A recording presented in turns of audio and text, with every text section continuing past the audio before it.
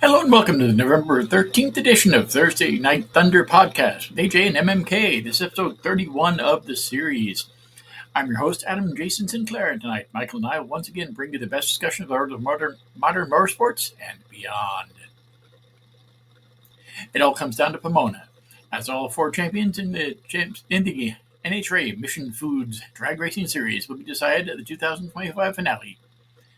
This weekend's 60th annual In-N-Out Burger NHRA Finals at famed In-N-Out Burger Pomona Drag Strip. With all eyes on Pomona for the World Finals, each championship race finds itself in a different spot heading into the final weekend of a thrilling and record-setting 2025 campaign.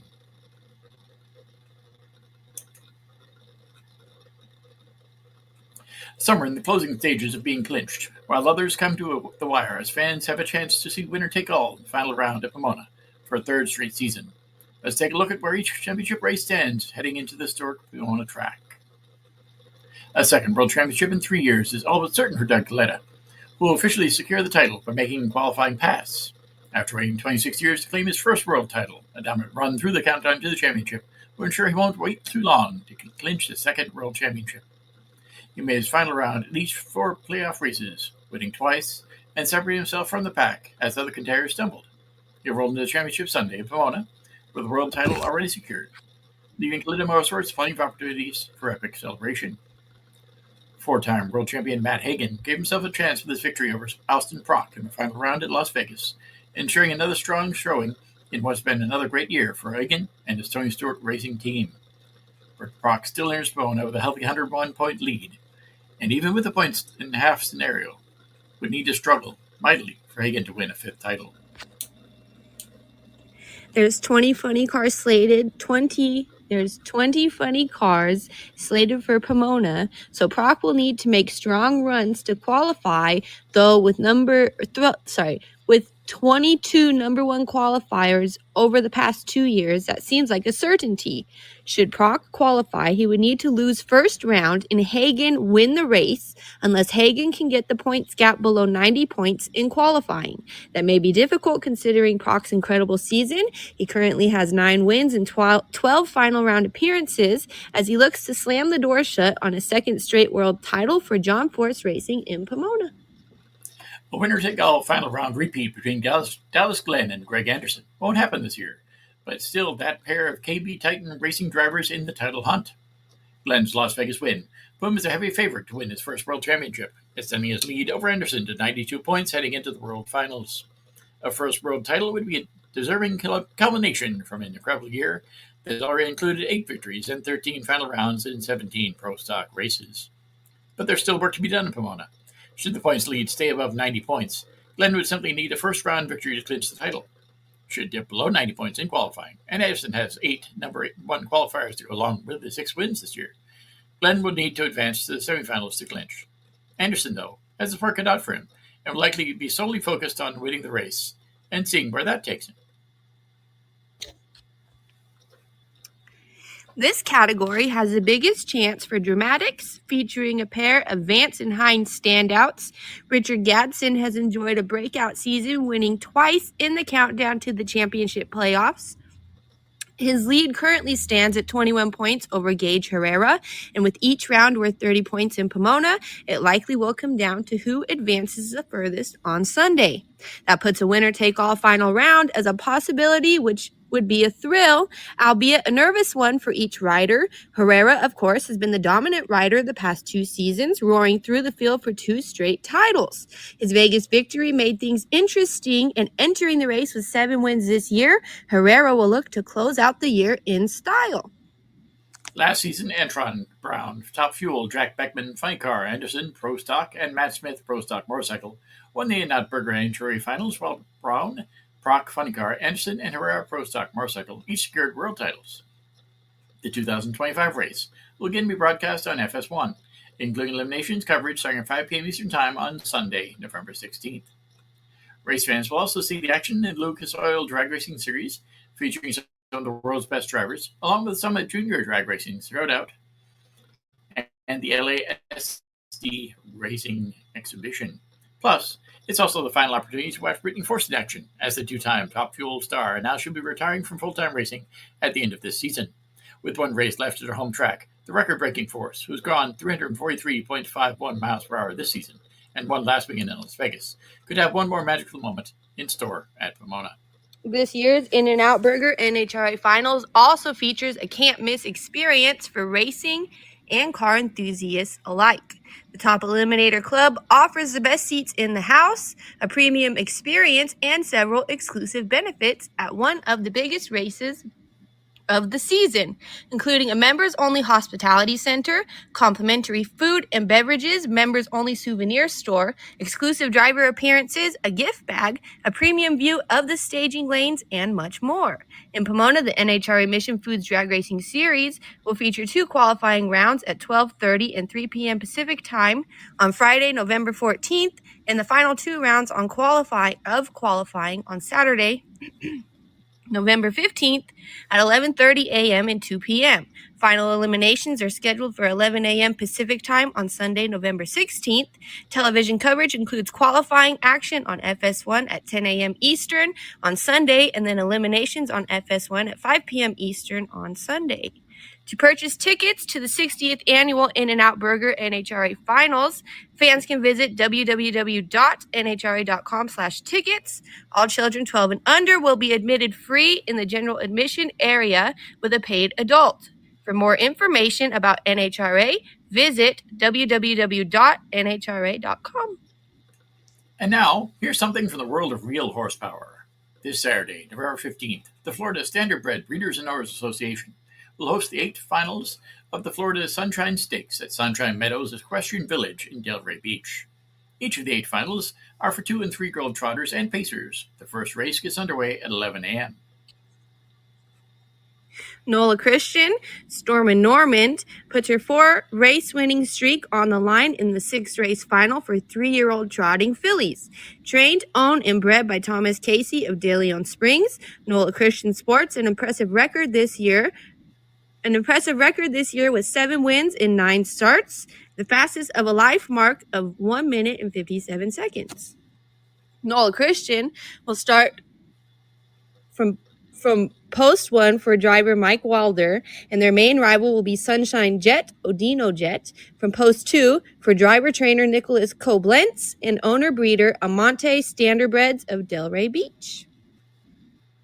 A fierce rivalry continues in the 7th race final for 3-year-old colts and gelding trotters as Jay's Gator Boy, Rose Nolan, goes head-to-head once again against Delray Jet, Odino Jet. Opening weekend of the series saw Delray Jet and driver Richard Hoffman beat Jay's Gator Boy by 1 length. Then last week, it was Jay's Gator Boy and driver Mickey McNichol dictating the fractions and holding off Delray Jet in a torrid stretch drive by 3/4 of a length.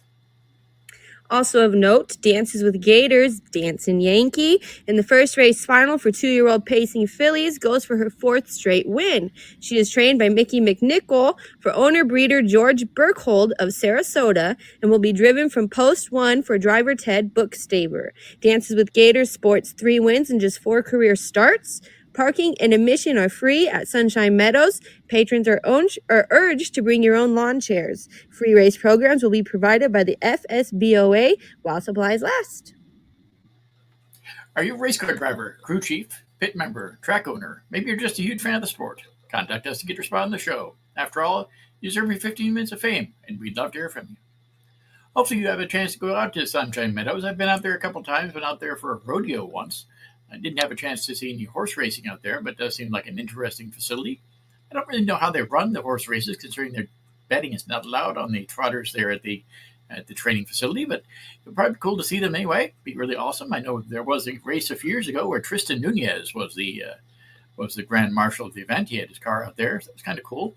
I actually helped set that up, so that was pretty interesting. But it'll be an interesting weekend there of racing at Sunshine Meadows. Hopefully it's a good weekend, and hopefully they have a good turnout. They need all the help they can get, and my friends there at the United States Harness Racing Association certainly appreciate the support. Disney and Formula One announced that their highly anticipated collaboration will kick off at the Vegas Grand Prix this November. As revealed in May, this exciting global relationship will fuel the magic by fans For fans, by blending world-class sports with Disney's iconic storytelling and exclusive Formula One merchandise line. As racing superfans, Disney's Mickey Mouse, Minnie Mouse, Donald Duck, Daisy Duck, Goofy, and Pluto will make memorable appearances at the heart of the high-speed action. For the first time ever, Maestro Mickey Mouse will take the stage in front of the fountains of Bellagio for a one-of-a-kind performance from Disney Live Entertainment. The Mickey and Friends inspired moment will captivate fans with an immersive show featuring enchanting music and thrilling pyrotechnics. To kick off race day festivities and in celebration of 70 years of happiness, the Disneyland Band will bring its timeless magic to the grid with a special performance of the national anthem. Mickey Mouse and Minnie Mouse will also bring Disney magic to a special community day aimed at inspiring local kids in Las Vegas. Ahead of the qualifying race, Formula One has invited Mickey and Friends to join a special pit lane walk and is offering select main grandstand ticket holders the chance to see the teams at work. For more information, please visit f1lasvegasgp.com. In early November, the Disney X Formula One merchandise line debuted, seamlessly blending the fun of Mickey and Friends with the sleek and sporty style of the Las Vegas Grand Prix. The elevated capsule collection is available on site beginning November 8th at the F1 Las Vegas hub presented by American Express inside the Venetian Resort Las Vegas, with select items available on DisneyStore.com in North America. Fans should also stay tuned for the collection, and details will be coming soon. I'll put out some on the website this next weekend. Whether attending the Las Vegas Grand Prix in person or tuning in remotely, fans will experience the thrill of Formula One through Disney's signature creativity, innovation, and magic. From exclusive behind-the-scenes content to imaginative storytelling, this collaboration will introduce digital experiences designed to connect fans around the world to the excitement of race weekends. On race day, November 22nd, 2025, fans in the United States can join the celebration by watching on ESPN or the ESPN app, bringing the Las Vegas Grand Prix straight to their screens. Fans across the globe can watch the Las Vegas Grand Prix via their local official F1 broadcaster. The Fuel the Magic campaign will continue through the 2026 and 2027 Formula One seasons, designed to ignite fans' passion both trackside and at home. For more information about Disney and Formula One's collaboration, follow at Mickey Mouse and at F1 on social media and track the conversation with hashtag Fuel the Magic across all social platforms. Now, I did have the opportunity to head out to the Formula One race there in Las Vegas this year. Unfortunately, I'm not able to go. I don't think I'm quite ready to head out to a track like that, especially with numerous days of activity. And I don't think my foot would appreciate that very much. But I do thank them very much for the opportunity, and hopefully I get it again next season. Next season, they'll go no matter what. That's sort of the way I'm feeling right now. But it should be a really good event out there. I know they're having a lot of issues selling tickets, so there's still lots of tickets available. Be sure to check that out. You can go to f1lasvegasgp.com. There's still tickets available. The prices haven't changed very much. They've gone down a little bit this year compared to last year, but still an interesting event. It's one of those bucket list type events for people who are interested in racing in the United States. And hopefully, if you're able, go ahead there and check it out. Hopefully, it's not really a Mickey Mouse race, even though Mickey Mouse is one of the sponsors this year. Hopefully, it's a really good event, and it makes a really good impression on people who are fans of Formula One and people who are fans of the Walt Disney Company as well. Should be really cool. There's also a few other special things taking place out there. T-Mobile has some announcements they're going to be making regarding sponsorship. Other sponsorship news as well. Verizon's always been a partner of Formula One. They're going to be doing some other innovation things there too. So should be a really cool weekend, and hopefully it's a good race. Also hope there's a really good race this weekend for NHRA. I know they're wrapping up there in Pomona. Should be a really good event. I'm going to be posting in the next few days some more information about next year's schedules, because those have been confirmed for other series, including there's some good news in the world of Superbike, which will be coming out shortly. There's also some other news about the SEMA event that took place in Las Vegas last weekend. Actually, 2 weeks. Actually, no, it was last weekend. It took place last weekend, so we'll go ahead and review that in the next few days as well. There's some really good announcements that took place about that. including some new stuff from Apex Motor Club. They're our friends in Sebring who we got to talk to on the show previously. I believe it was last year. We talked to them briefly. We're going to try and get them back on the program again in the coming weeks to see what their news was and how it affects the people here in the state of Florida. So that should be fun. Maybe we'll get a chance to tour that facility next year. I know they've added a lot of new stuff since we talked to them last year. So should be good. How did you enjoy the NASCAR finale? I didn't get a chance to watch much of it, but I saw a few minutes of it. What do you think of it? It was so interesting. It was so interesting. And at the end of the race, it's wild to me that it came down to who took the correct amount of tires.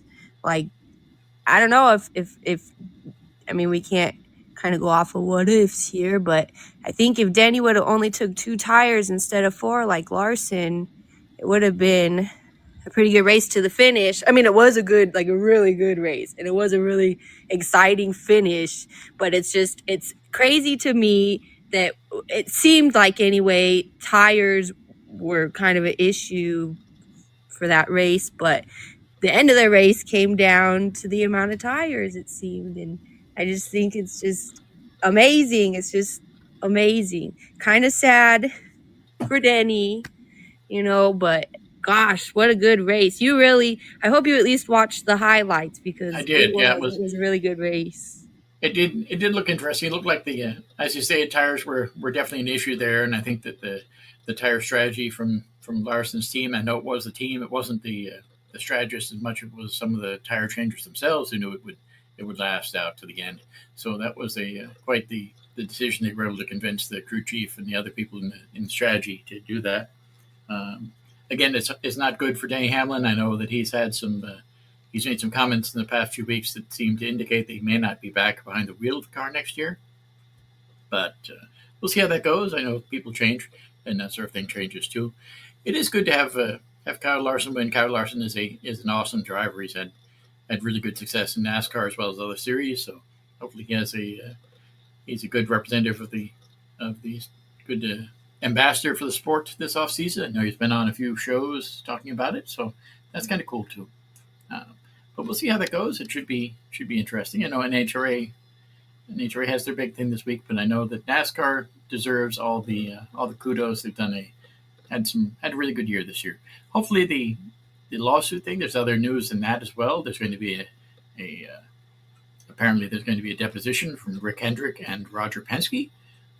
They were not really interested in being dragged into it, I don't think, but the judge seems interested in having them come on and give their opinion about how NASCAR runs things. And so that, I think that might not be a good thing for NASCAR. I think it'd be a really good thing for Front Row and for 2311 to show that they're basically not coming from left field, that they have legitimate concerns. So we'll see how that goes.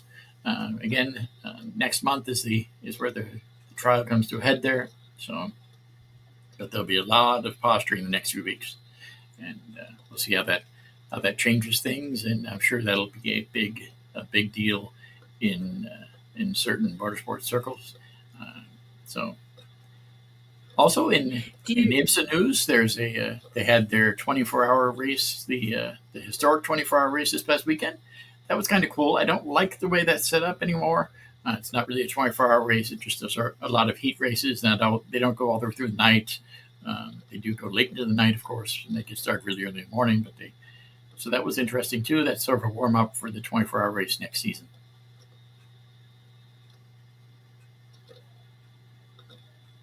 You've been to a 24-hour race, haven't you, I believe? Mm-hmm. Yeah, what was it like? I mean, I'm sure we've talked about it before, but refresh my memory. It's quite the thing. I never really stayed for the whole 24 hours, but I've stayed because there's only really a handful of people who stay for the whole 24 hours, and those people they're crazy. They're dedicated, I suppose is the better word. But the best thing is you get there early, you go and you watch we're going to go watch the testing, of course. We'll do that next in the end of January. They've got the testing for that. So we'll go see that, and then the following week after that, they've got the race. Um, Race training starts in about 2:00 in the afternoon most years, and so when we do that, I don't know if we're going to be doing it next year. I think next year might just be a testing year, but when we do that, we go get there early in the morning, wander around the track, see some of the drivers, get to talk to some of those guys. Most of the time, talk to them easier on Friday before the race starts on Saturday. But get there, wander around. We stayed the last time we were there. We stayed from the beginning of the race until about 6 or so. Then we went and had dinner. Came back from about 7:30 until about 9:30. Then went back to the hotel. Then we got back there about 8:39 in the morning and stayed until the end of the race. Almost the end of the race. We didn't quite stay to the end because with those sort of races, by the end, by mid morning, you have a pretty good idea of who's going to win, unless something happens because the laps get insane. The amount of people on the same lap gets narrowed down like crazy, and you have a pretty good idea of how it's going to go. But that's sort of a battle of attrition. It's a different way of looking at it, different way of doing the racing, and it brings in all sorts of people, not only the normal IMSA guys, but people from NASCAR, people from motorcycle racing go there and compete for the day. People from pretty much every sort of racing end up there, IndyCar guys. So it's really cool. It's a good way to start the season, and I think it'll be a good race this next year. I don't know I think the car count will be down a little bit. There'll be a lot of changes in the cars too. But should be a good race, and it'll be interesting to see how the Porsches do and how Corvette does. I know and Cadillac, of course. Cadillac now has Connor Zilick. She'll be racing in the Cadillac racing, at least for the 24-hour race. So we'll see if he's able to pull away in the GTP cars as well as he did in the P2 a couple of years ago. So it should be really good. Now, I can't quite remember, to win that race, is it whoever finishes first, or is it whoever has the fastest lap on the lead lap at the end? Well, they give different points. For it is whoever finishes first. Of course, that's the main leader. But they have so many classes. They have, I believe, there's 3 or 4 classes this year. I think there'll be 3. There might be 4. So you have class winners. You have an overall winner, and you have the different class winners. So that you're competing for that. You're competing for fastest lap, of course. That gets you an extra point boost later in the season, which can help later in the season. So in the past, they've actually done it where they sort of split it into quarters. So you've got the 6-hour race, which is generally their one of their longer, not really an endurance race, but it's one of their longer traditional races. So they sort of split it into quarters, give points that way. But I think now they're doing it the 24-hour way. Well, that does sound interesting. Sounds interesting. Mm-hmm. Don't they do it kind of in the colder kind of months? In January. It's a little chilly in Daytona in January, even for anywhere in the country. Normally, it's been the past few years. It's been okay. Last year it was in the 70s, I believe, but then the 2 years before it was in the 30s. So it really depends on the year. I think this year is going to be cold, especially considering this past couple of days there. It's been the 30s up there in the mornings, and cold, foggy, damp. So that's a pretty good indicator for the rest of the winter. So could be an interesting year there. The 1 year, it's going back quite a few years, but 1 year they did have snow there at the race. Wow. So it wasn't enough to accumulate much. They had snowmen that were probably about as big as my cell phone sitting on top of the cars and that sort of thing. But it was definitely a cold year. I think it's about 10 years ago. They had when Ganassi Racing was really into it. So why don't they do that race during the summer? Because the tires, it gets the same sort of issue they had in Phoenix. Of course, the tire degradation is a big deal, and in the summer in Daytona, it's just insanely hot because there's no breeze there compared to here. So here we get mid 90s, I suppose, but in Daytona on an average summer day, you get 100 or more, and the track temperature would be an additional 50 or 60 on top of that. So the tires just won't handle it. Yeah, I guess that makes sense. Mm-hmm. So it'll be a should be a good year for all the competition next year. I know that, like I stated, there's some really good news about the MotoGP that'll be superbike guys that'll be racing next season. I've got some really great news about that.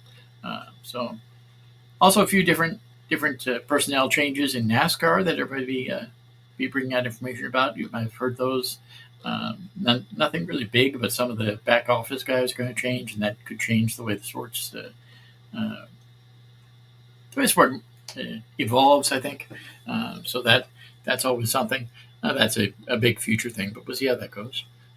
So, and people are making a lot of announcements now about the future of all different sorts of racing, the different schedule changes and that sort of thing. And like I said, I'm going to go ahead and put some of that out on the website this weekend. As far as Denny Hamlin goes, I know you said there's a little bit of, I don't know, but do you think part of the lawsuit is that part of why there's like kind of like some? I think in part, but I think most of it is the fact he just really was dedicated this year, and he when it didn't happen, it sort of it took the wind out of his sails, so to speak. There, it really took his passion out for the sport. And I think he wants to move on. He wants to be the guy on top of the pit box and telling other people what to do more. I think he had more. He might think that'd be better for him, and I think it could be a really good thing for the sport too if he ends up doing that and taking more of a backseat role, not only at the 2311 racing, but a little bit of assistance he can provide for Joe Gibbs Racing and for Ty Gibbs there. That would be cool too. How old is Denny Hamlin? He's in his early 50s. I'm not sure What? exactly. Yeah, I'm not sure exactly how early. I think he's like 51 maybe. So Oh wow. mhm. I would have not guessed that. Yeah. So I think that and another big news that I don't know if you saw that Jimmy Johnson will be competing next season in San Diego, the NASCAR San Diego event. That will be Oh wow. that so far that seems like that's going to be the final time that Jimmy Johnson will be behind the wheel of a NASCAR stock car. Will be in San Diego. Wow. Wasn't that one of the races you said you went maybe or you would maybe like to go? Yeah, I definitely like to go out there and see the race in San Diego. I don't know the I'm kind of I gotta wait a little while and see how the airfare changes and all that, but it looks like a really interesting event there. And the distance of the track, it's about 3.5 miles, so it's the longest track that they compete on. Well, the longest track they've ever competed on. So it could be Oh really wow. cool. Wow. That is pretty cool. And San Diego is a great city. It's really a neat place to go around. It's fairly clean for a West Coast city, especially. It's a lot of public access. It's very walkable. Uh, so it'll be neat. And the fact they're having it on the naval base will be cool too, because it's not a facility you get to see very often unless you're on a boat or unless you're in the Navy. So, but it'll be cool to see that. Wow, that does sound pretty unique. Mm-hmm. Supposedly they've got a bunch of different things they're trying to do. Where they've got you're going to have the aircraft carrier sort of as a foreground thing, and you'll be able to see those from the track, and you'll have a fighter jets and all that thing around, and it'll be interesting. Yeah, that does sound really interesting. You'll have to really make it down there and tell us how it goes. That hopefully I'm researching it, but I don't know if it'll be next year. It might be next year, but I think it'll probably be sometime in the near future. Hopefully.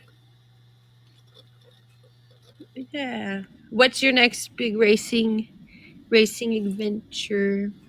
We talked about that the other day. I believe that the next big race we're going to go to, we were talking about going to St. Petersburg for the truck race, but that they're making some changes in St. Petersburg. NASCAR is making some changes, and that isn't the best thing.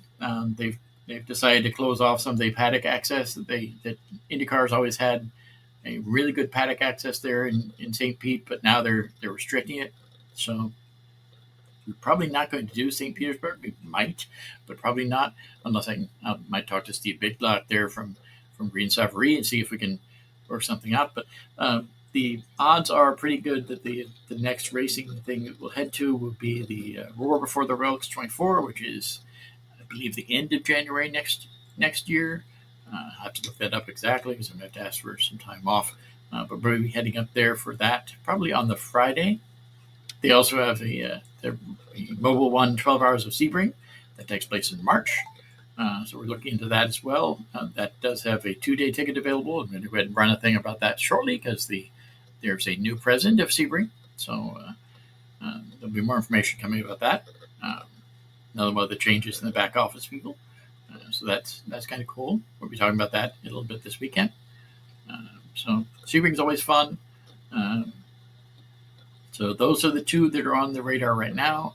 Beyond that, it's all thinking. But I know those two anyway.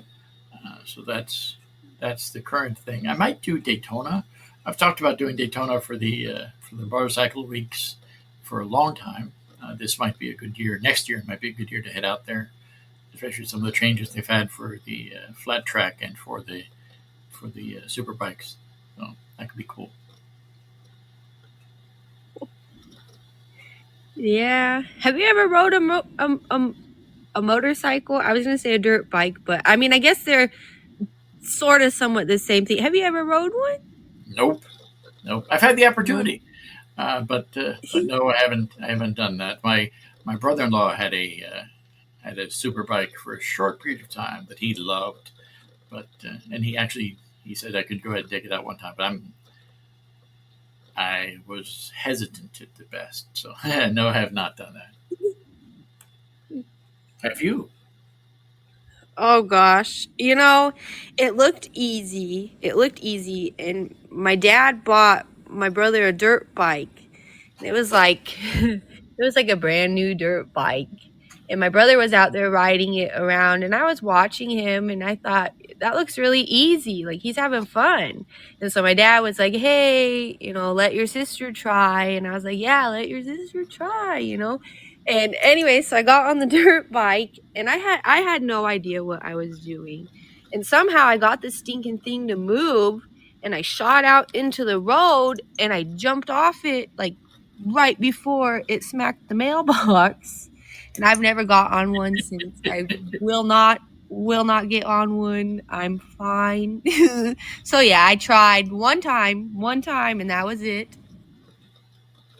That sounds like a good enough time for me. But I haven't. I've been on two-wheel transportation. Isn't my big thing. Of course, I had a bicycle when I was younger and all that. I rode a while, but I actually rode like 25 miles one day. But that's been a long time. But the biggest thing we did with a motor ride, I went 31, 32 years ago, 33 years ago now. Went to Bermuda and and was on a moped there. But I was just riding on the back of it behind my dad, behind my mom a little bit. So that was my biggest powered two-wheel thing. It was a moped adventure around Bermuda.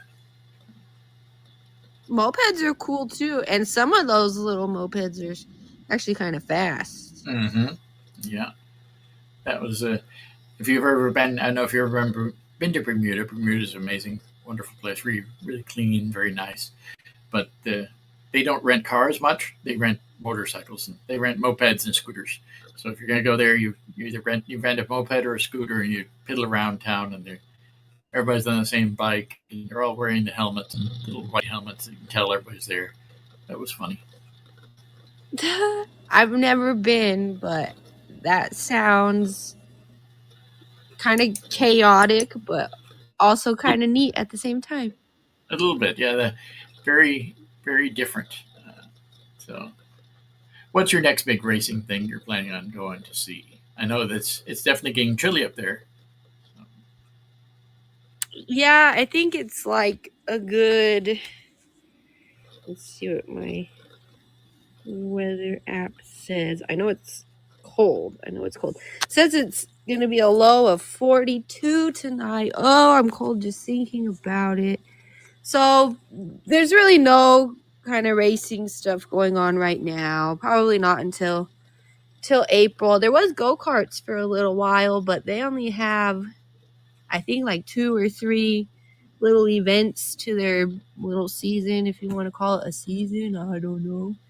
So that's already done and over with. So now we're kind of calm over here on this side of the country, I think, for a little while. Oh, but they do have like I think it's Evergreen Speedway, which is like, I don't know, 3.5 hours from me.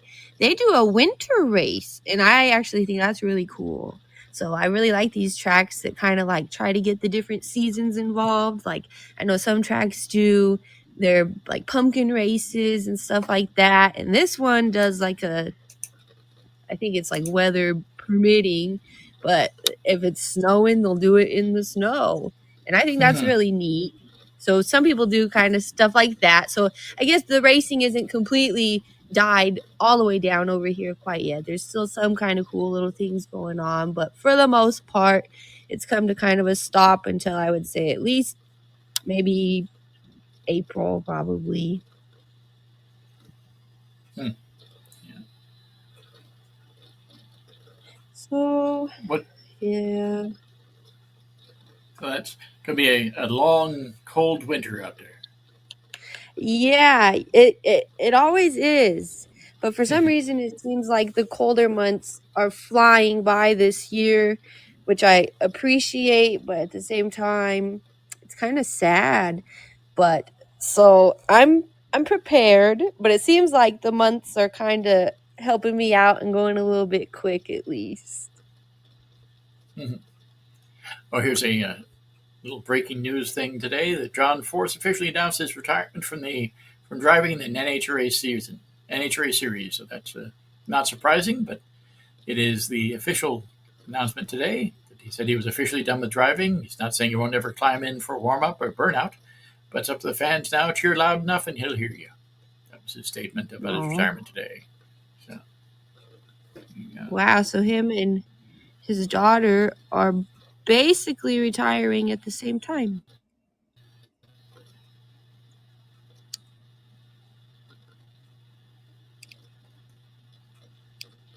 Yeah. Seems like I wonder if they'll hire somebody to run the day to day operation of the team. I know that they've had some family people.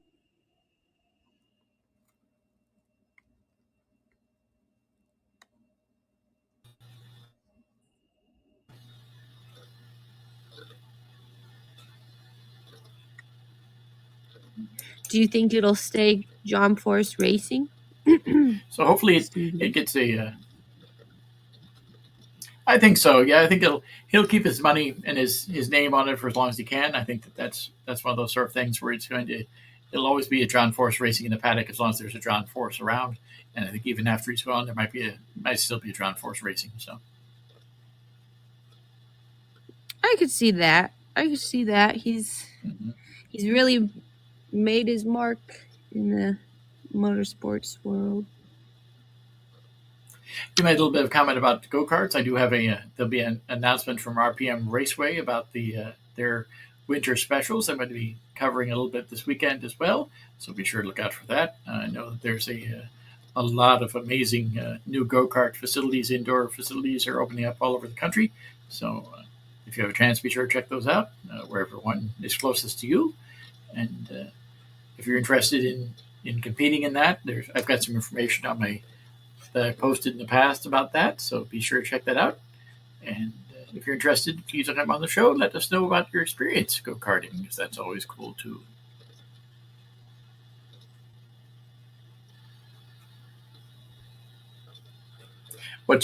How are you planning on getting your son more involved in motorsports? I know he's getting a teeny bit older now, so it's time to get him behind the wheel of his own mini stock so he can be out there competing with everybody else.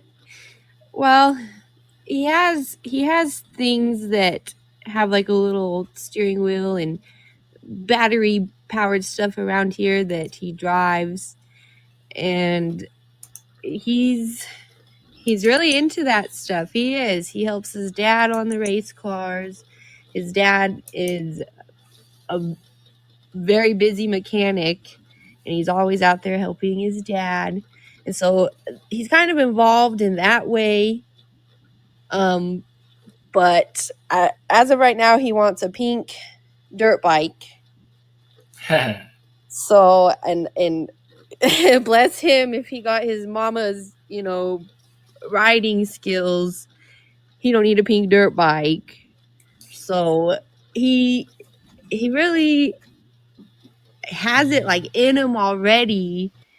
I suggested getting him a go-kart, and my husband and my dad actually were the ones that were like, no, maybe not quite yet. And I'm like, okay. Mhm. So the thought is there, and it's cute because my mom will be like, oh, you guys have like brainwashed him, because I've talked about it kind of time and time again on here about how my mom, she wasn't really, she supported us with the sport, but she wasn't like really into it. She didn't encourage it. She was supportive, but she didn't encourage it. So she thinks we're brainwashing him, and we're not. We make him aware of it. I take him, to the racetrack, and like I said, he helps my husband and stuff, but he's made that choice on his own. He's already really showing interest in it. So I think it's just a matter of time now. Wait for him to kind of get old enough to race something or do something like that. But it's there. He's ready. He's not ready yet, if that makes sense. So he'll be out in his pink dirt bike in the Supercross ranks in a few years. Oh yeah. And no, I'm just joking. I can't joke like that without laughing, because I'm picturing this little tiny child out there with a bunch of professional Supercross riders. But yeah, we'll go somewhere. I don't know. Maybe not Supercross levels, but somewhere, maybe a backfield, maybe, where he could go to like a field. You'll figure it out. There you go. Got to start up really high so he's ready to bounce into it there. True, you're right. If you start the bar high. But yeah. Bless him. I'm not sure. Like I said, he has the skills to maybe ride a bike. He's kind of gotten a lot from me. I swear the kid, bless him, has my kind of brain, and that's not always good. So maybe keep him off the bikes as long as I can. Give him the ATV racing. There you go. Get 3 or 4 True. wheels. See? There you go. Work it out. And I don't know if you've really watched ATV racing. I've kind of watched it a little bit, but it's kind of crazy, some of the stuff that those kind of big, I don't know if you would call them motorcycles, maybe, I don't know, but they're big, and it's kind of cool how some of them can really fly through the air. Either that or the sidecar racing. We've got the guy and then the little bit smaller rider in the sidecar who bounces all over the entire bike as going around the high banks of Daytona. That sounds adorable, and I've seen like kind of little bits and pieces, but how kind of terrifying would it be to be the person in the sidecar and like everything's completely out of you're literally along for the ride. I think that would be kind of scary. Yeah, that seems like it. Some of the ride-alongs I've done of that gives me the idea as well. It's all about control, and if you're in control of the car, it's one thing. But if you're just sitting there and they're zooming around the corners, that's something totally different entirely. True. Mm-hmm. So hopefully, it's a nice short off season for you. I know it's going to be a little bit longer, but every year it zooms by quicker and quicker, and hopefully you have some good motorsports experiences lined up for early next year as well. Well, thank you. And you too.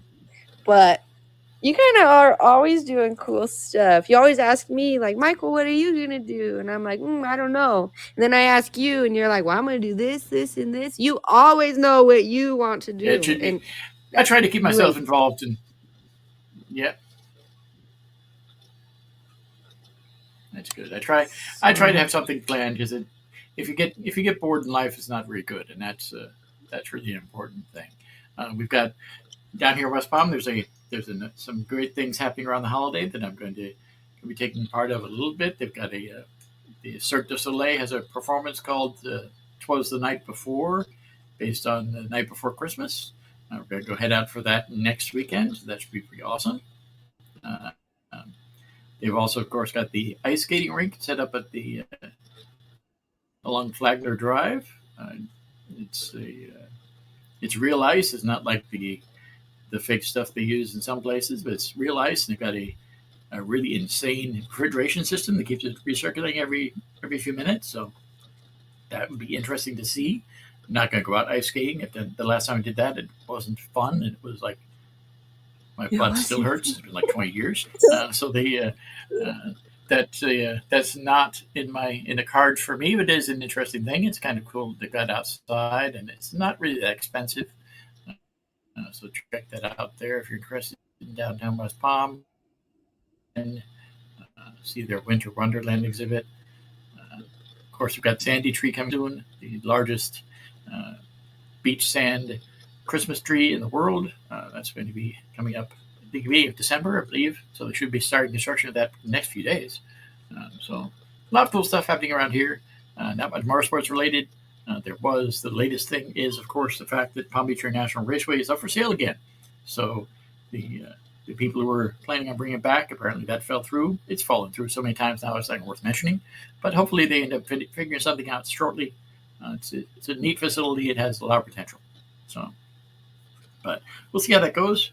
They used to have the best event there at around Thanksgiving. The Citrus Nationals used to take place Thanksgiving weekend. There at the track at Palm Beach International. Unfortunately, that's gone now, but hopefully it comes back in the future. For those of you who are interested in traveling up to Bradenton this weekend, tonight, of course, is the 2.4 hours of lemons is the race there at the Freedom Factory. That's kind of funny. So they've got that there tonight. Tomorrow, they have another event there taking place the next day as well. So I haven't been up to Freedom Factory yet. That's in Bradenton. It's a little further away, but that is cool. And they've got the Goodyear blimp this year, so they've got a little bit more coverage. I believe they're going to actually have it on TV as well. So be sure to look for that. 24 hours of lemons or les mullets, depending on which sponsor they end up getting this year. So that'll be funny. But that's kind of bad that that's one of the closest facilities of any size. Of course, they've got the track there at Hendry. But I think they're winding down a little bit as well. But they are planning on having a World of Outlaws event there next season, which we need to head out there and check that out. So hopefully it's good. I know we might have a show next week. I'm not really sure about it. I know we're going to take off on Thanksgiving, which is 2 weeks from today. So hopefully you all have a happy Thanksgiving. And if we don't talk to you before then, which we might next week, I don't know. Depends on whether I get a guest lined up. I am planning on having possibly a MotoGP guy on the program shortly before the end of the year. So I'll let you know as soon as I figure that out. With that, let's go ahead and end the program for tonight, shall we? Be sure to check out past episodes of Thursday Night Thunder by visiting facebook.com/SD Thursday Night Thunder. We're currently approaching our next milestone. So if you visit and download this episode, I'd really appreciate it. It should be really cool. Listen to previous episodes of the show at Thursday Night Thunder Podcast.podbean.com. Be sure to go there. Go to Podchaser. You can go to the YouTube, youtube.com/FABORPLUMBS. That's the best way to hear it because I've actually done a few more adjustments there to the YouTube page to make it easier to find the show on there. So be sure to check it out. Also find us on your favorite place to find podcasts, whether it be iHeartRadio, Boomplay, Spotify, Player FM. I believe we're now found on the iTunes network again, and I think we're also found on Amazon. So be sure to check those out. I also invite you to check out the articles on my racing news site, motorsports news and views.wordpress.com. As I stated, I've got a lot of news going to be posted this next weekend. Some of it I've gone through and I've purged out because some of it isn't the sort of stuff I want to share with you guys. It's a little bit old, and some of it's just a really more selling stuff than I'd like to do for that particular site. But check it out, motorsportsnewsandviews.wordpress.com. In addition, if you're a fan of South Florida and who isn't, be sure to check out the latest news and information about our slice of paradise at my travel blog, For World of Fantastic Finds, which I did just post a couple articles about San Diego on there. So be sure to check that out. One of them's a spooky article. There's also a lot of Halloween content, of course, because Halloween was the biggest event of the year there.